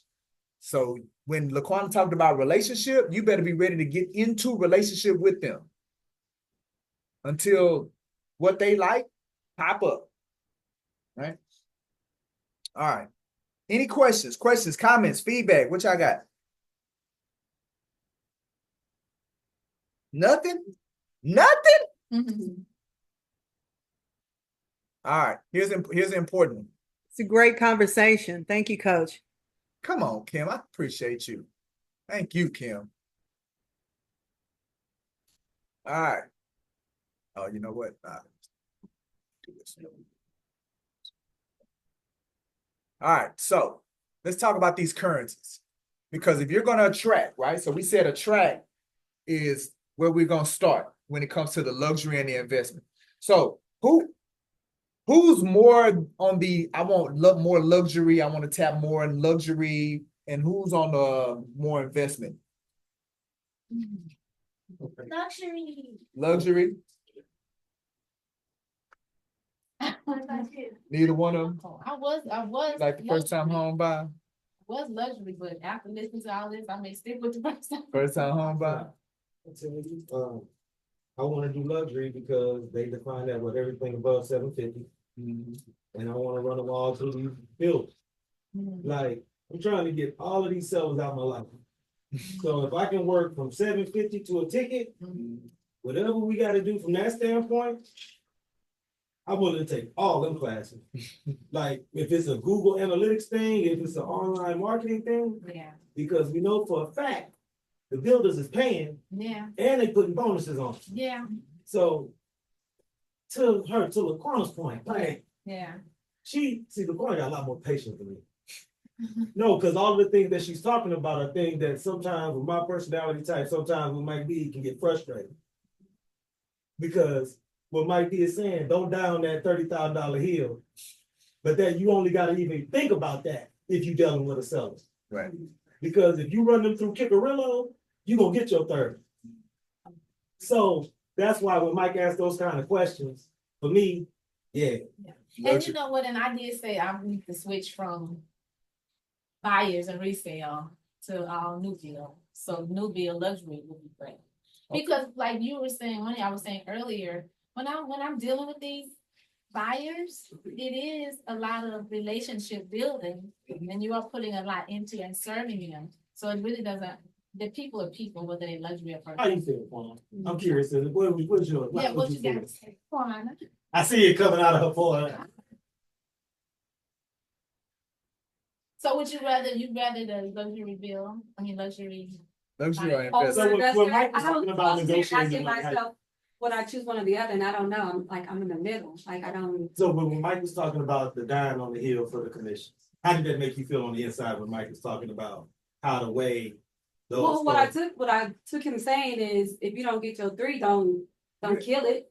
Yeah, no, but I You know what I'm saying? Is that what you meant by it? Like if you're getting 1 or 2% of a multi-million, like you need to say your 1 or 2% and keep yourself moving. Yeah, don't fall in love with the 3%. Right. You know what I'm saying? Like, fall in love with the total commission amount. Fall in love with that. Look at the net, not the growth. Yeah. We're not tripping on the 3%. And then that goes the other direction too, right? So like if you're working on a $20,000 deal, it may be 10%. It may be 15%. You know what I'm saying? So like, don't fall in love with the percentage. Fall in love with understanding the value you bring to it, understanding what's going to be required from it, and then calculate how much you should get compensated because of it. It's not solely based on the percentage. I kind of do that with the investor side too, though, because a lot of investors will use you repeatedly. So it's not the one-time deal. And you can do the other end of it as well, buy and sell. Yeah. Right. So. Yeah. So you They like like to feel like investors. they're getting a discount Right. sometimes. Yeah. Do you establish that commitment at the time where y'all working where like if I find something that you like, would you consider me as far as your listing agent on the backside? Is that something you discuss? Okay. Absolutely, yeah.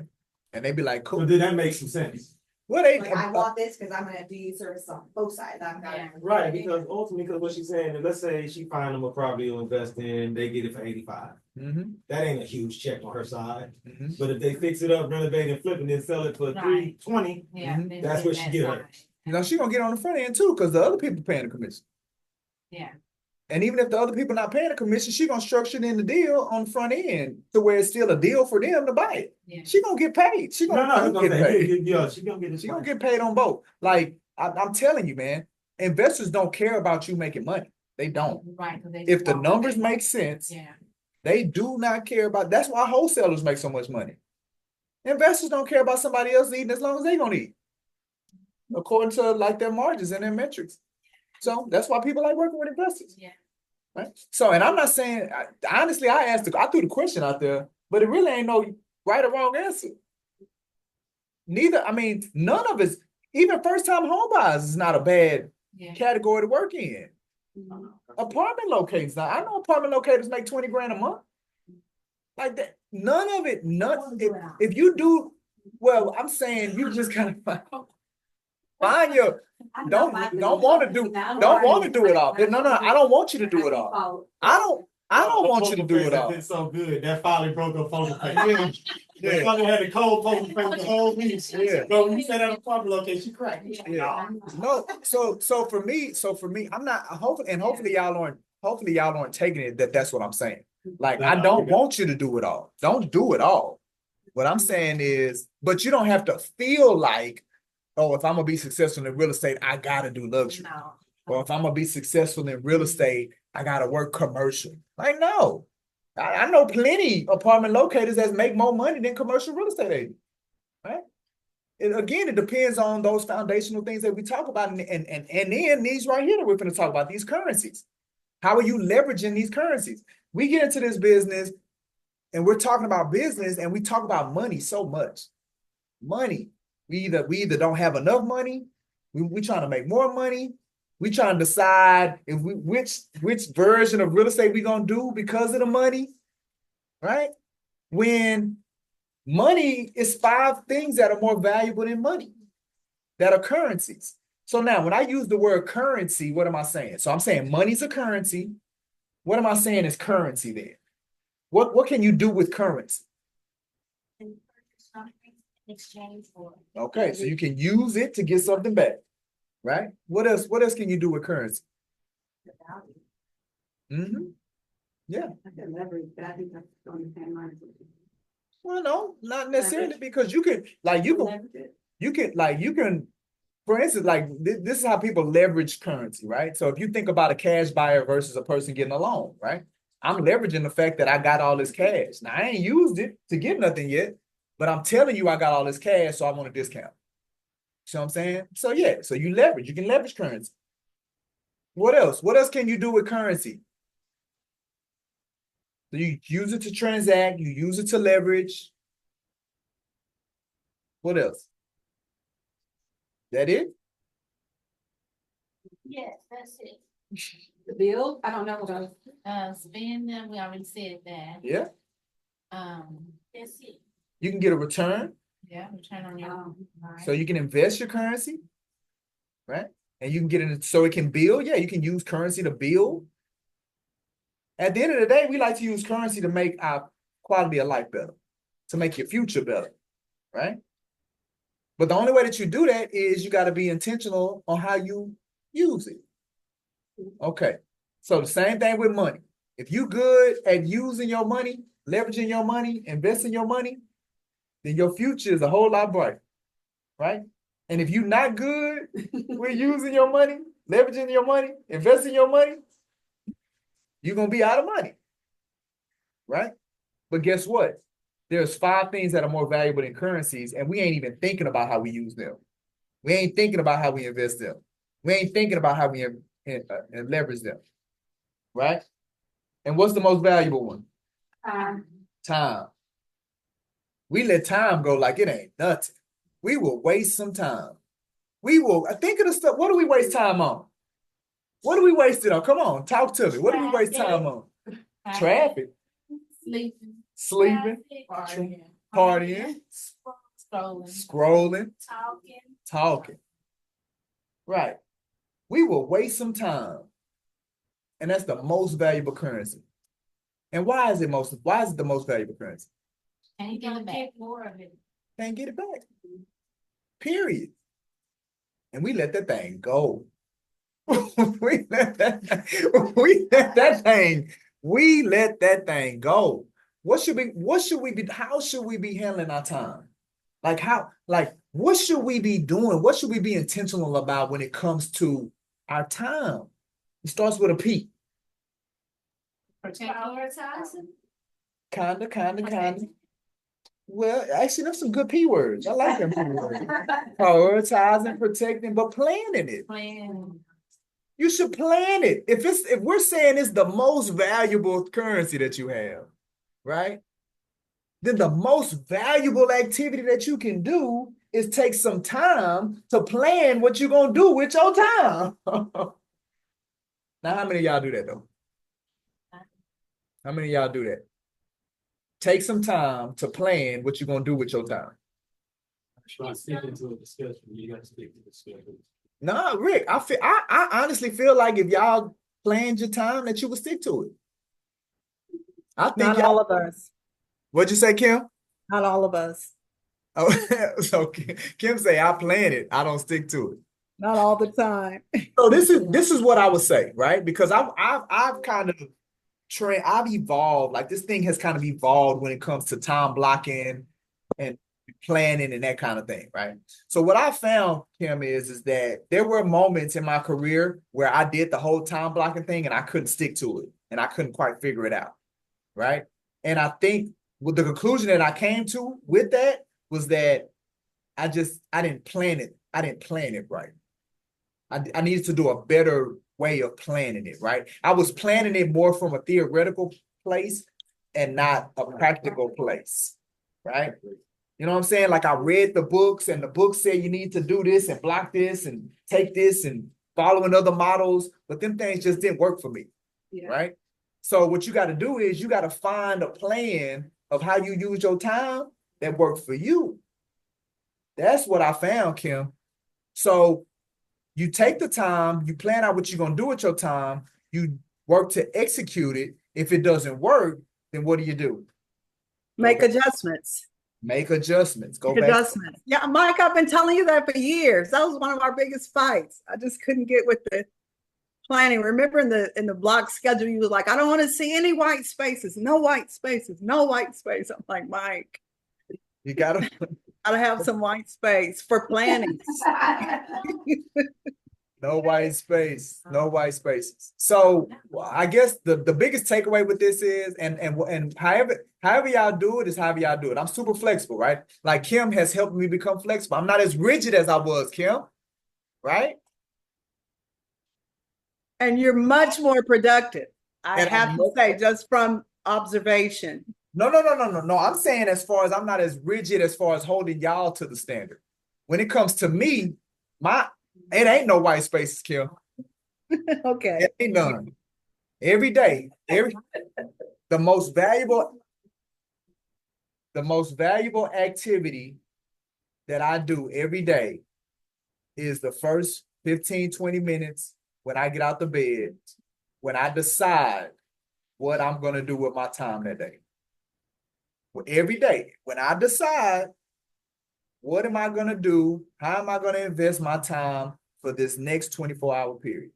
That's the most productive period of my day. And don't think that that's something I've been doing for years, y'all. This is a revelation that I just came to.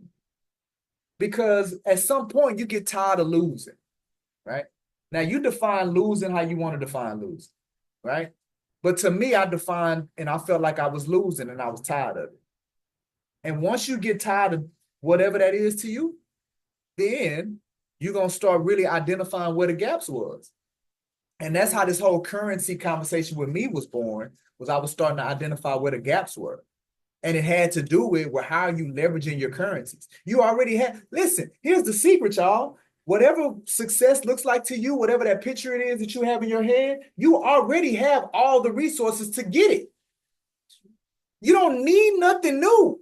You don't need no more time because you ain't gonna get it no way. But you don't need no more time to get to whatever it is that you're trying to get to be successful.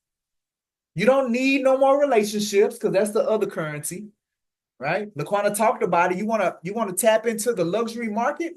It's relationships, but it's relationships with anything, right?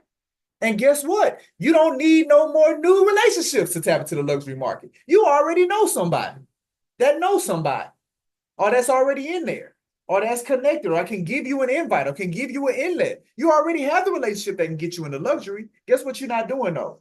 You're not leveraging that relationship the right way. You wasting the relationship. You ain't checking in with them. You ain't calling them. You ain't going to lunch with them. You ain't being strategic. Like your dentist, your Yeah. doctors. Yeah. People You in the room with them. You just ain't having the conversations with them. Right? So you don't need no new relationships, right? And having a conversation with somebody about real estate that's on a higher pay grade, how much that costs? Free. Oh, what you say? Well, it ain't even free because you gotta pay to be in there for seven. You paying them, and they need to be doing something. But it's free, right? It's free, yeah. Because you can meet people anywhere. True. Right? So time, how much does time cost? Now you just got to close your eyes and wake up again. And then you got a whole fresh set. Right? All right, so then knowledge. How much does knowledge cost? It depends. It depends. It depends. No, it's a lot of knowledge that's free. Yeah, some is free, but not all. Yeah, but the thing about here's the thing about the knowledge that costs. The knowledge that costs is designed to get you there quicker. But that same knowledge is somewhere and at no cost. It's just gonna take you time to find it. It's gonna take you time to get there, right? But how many of y'all read books? Be honest. I do a lot of YouTube listening. I do audio. All right, let me see who thinks they read the most books per month. Uh-oh. I've been very intentional about it. Maybe online. Who reads the most books per month? Per month, I would say I read 2 books per month. I don't know if Books. All right, we got 2. Anybody beat 2? Not here. Right. Not per month. Not per month. But I was listening to one guy, I mean, if I could share.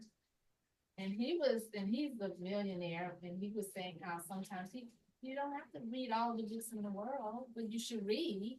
Oh, he should. How many books he read a month? I don't know, I didn't ask that. But Yeah. I know, it's not for everybody to read a whole bunch of books. What I'm do you just saying that because I listen to Audible. So I don't know if when you say read, if Audible counts. Knowledge. Knowledge. Oh, Yeah. Right? So how Like you read example, Vern, just say you read all those Texas Realty emails and stuff. Heck, no. Yeah, I read those for sure. I click on them links. So look at this. Look at this. Knowledge, right? So I know y'all have heard readers are leaders, leaders are readers. Yeah. Y'all heard all that, right? All right. So now let's think about currency, right? We're talking about currency, right? Yeah. All right. So now if I get knowledge, if I have knowledge, Yeah. what can I do if I know something that you don't know? Yeah, leverage it. I can leverage it, right? So now if I'm sitting in a room of people and the most somebody got is 2 books a month, right? I'm gonna go read 3 books a month or 4 books a month, right? Because that's gonna put me in a position to where it don't make me better, it don't make me smarter, it don't make me, I've read more books, so I have access to more knowledge because I've read more books, right? What do they say is the most powerful knowledge? Applied. That's good. See, you got all the things. That's not the word I was going for. But that's good.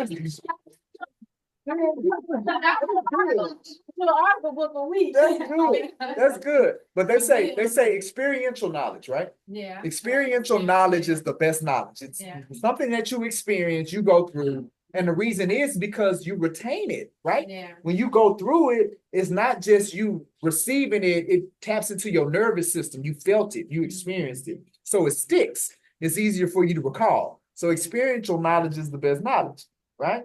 But guess what? It ain't got to be your experience. You can capitalize off of somebody else's experiential knowledge, right? But 9 times out of 10, what are they typically putting that at? Look. Right. So we talk about currency, knowledge, right? We talk about luxury. We talk about investors. We talk about value, knowledge. You can sell that. When we talk about converting a luxury customer, you can sell that knowledge. I know stuff you don't know, right? You can sell that to the investor. Look, Lisa, I know stuff you don't know because I've been an investor. I've done this. So I know stuff that you don't know. And that's why you got to pay me. It's a currency. It's a knowledge, right? When y'all look at Brooks and Davis and what we've done and building and all that other stuff, I didn't come up with none of this stuff. I stole this stuff. I stole these knowledge. And then it goes to the next one, ideas. How you gonna come up with an idea if you don't know nothing? Think about it. We talk about creativity, right? Think of the richest people in the world, like Jeff Bezos and Elon Musk. How did they get so rich? Because they had not Jeff Bezos and Elon Musk. How they get so rich? Anyway, they had ideas, creative ideas, like generational ideas. Where do you think they came from? Think of Bill Gates, right? That idea, but guess what? He didn't just wake up one day and had that idea. He had years of studying that craft. He knew that, right? Same thing with Jeff Bezos. He had an underlying understanding in the basics of the concept of business and all this other stuff. And then the idea hit. And then they leveraged it. The Google brothers, the guys that do Google, right? Mark Cuban, y'all know who Mark Cuban is? Yeah. All right, y'all know who Warren Buffett is? Yeah. All right, look, I'm gonna knock your socks off. Warren Buffett says he spends his morning, and he gets up, he gets his day started at 8 o'clock. He spends his whole morning from 8 to 12, and he been doing it. Read. 8 to 12. Read. Mark Cuban said the same thing. He said he spends 2 to 3 hours a day reading. Why? Because they know the value of knowledge and they know how it can create ideas. They know the value of ideas and then they leverage them and then boom, they get here. So we can do the same thing as real estate. All right, and then the last one is reputation. Reputation, and then you get to the money, right? The thing about reputation is that takes from doing it, right? That takes from you investing your time the right way, investing your working your relationships the right way, leveraging your knowledge the right way, leveraging your ideas the right way. And guess what? Over time, what happens? You get a reputation for getting to results. And then once you get that reputation, then you can begin leveraging that reputation to get stuff done for you. It creates an entirely new currency for you, right? And then you get the money. And then you get the money, right? So we're out here trying to get to the money and we're overlooking these other 5. But if you flip it and say, forget the money, I'm going to take advantage of these other 5 currencies and I'm going to leverage them the right way. Guess what ends up showing up for you? The money. It attracts the money, right? So how are Brooks and Davis going to get to having more real estate agents close more transactions? How are we going to get there? By y'all leveraging our currencies. Leveraging your currencies. And I'm gonna say it again. You don't need no more time to wherever you're trying to get to in this business and in your life. Whatever success looks like to you, you do not need more time. You do not need more relationships.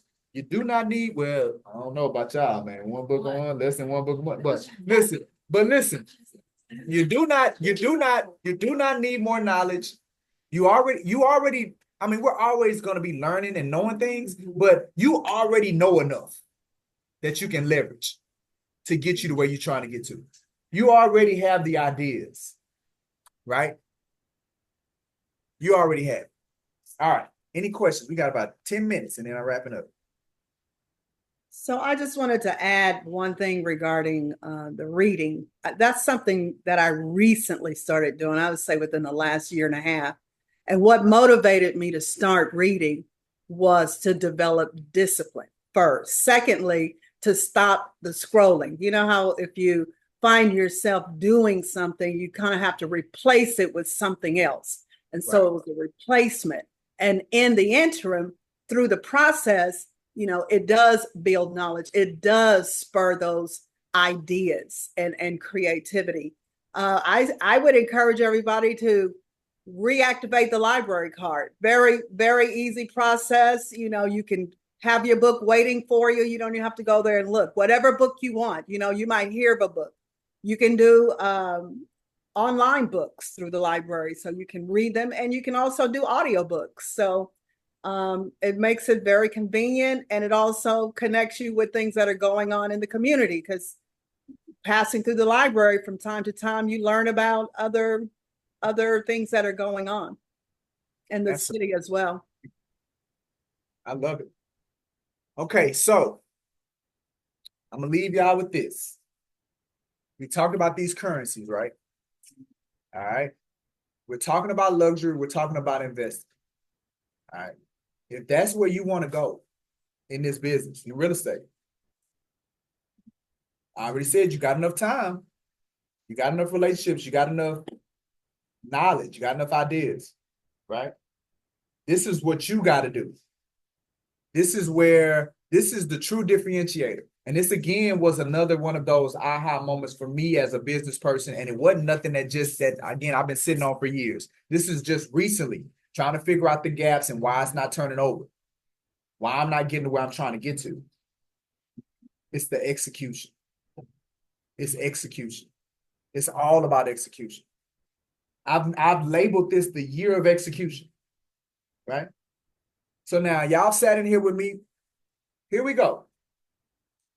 We had 2 hours of information that was presented today, right? We had TDECU. They came in here and they presented you with some knowledge, right? And then from that knowledge that they presented you, if you took some time, you might can come up with some creative ideas of how to use that knowledge.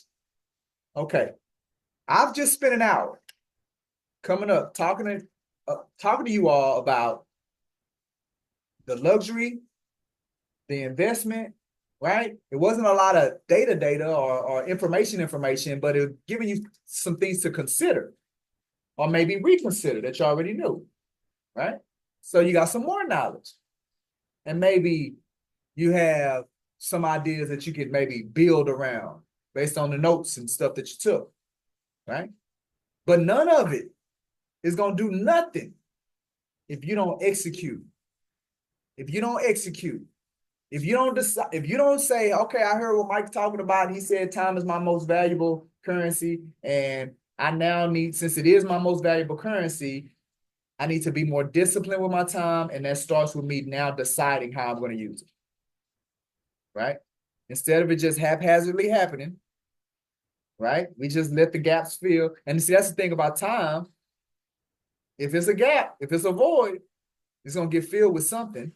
And most of the time it's filled with something that ain't doing it, it ain't moving the needle for us. So now we're saying, look, I'm going to decide what's going to fill that gap.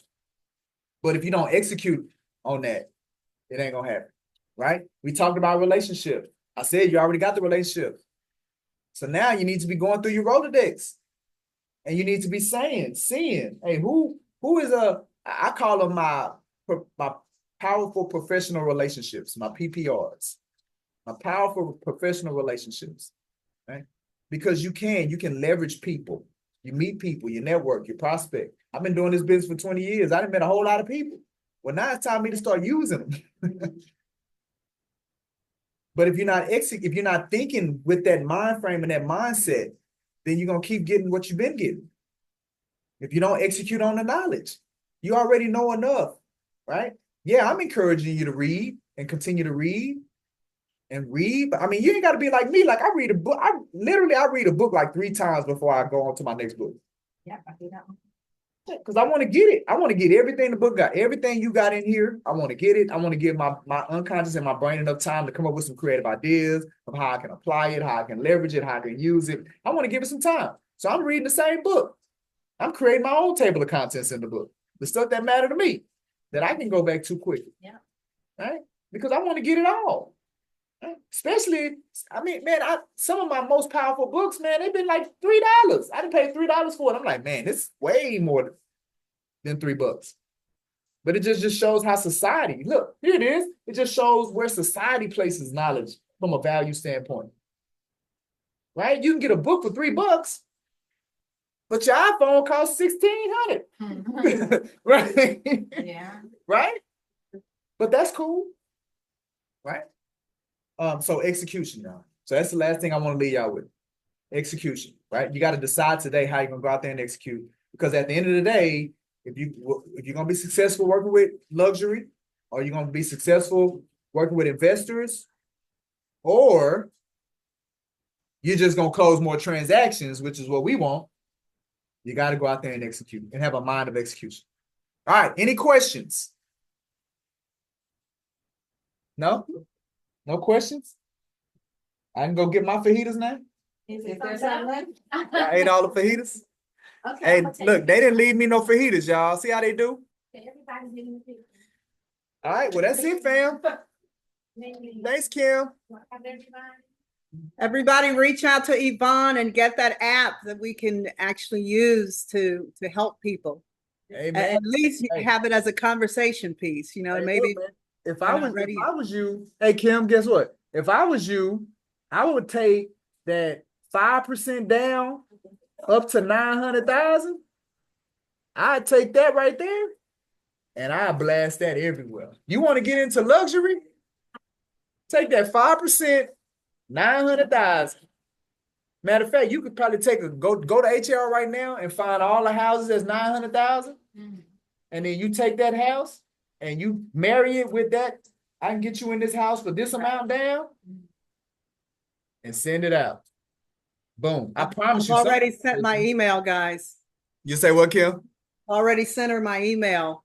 Come on, let's go together. Let's go together, Kim. Hey, Kim, no white spaces. Good for you, Mike. Keep going. Keep going. We're All right, going y'all enjoy together, y'all. family. All right, y'all have a good day. All right.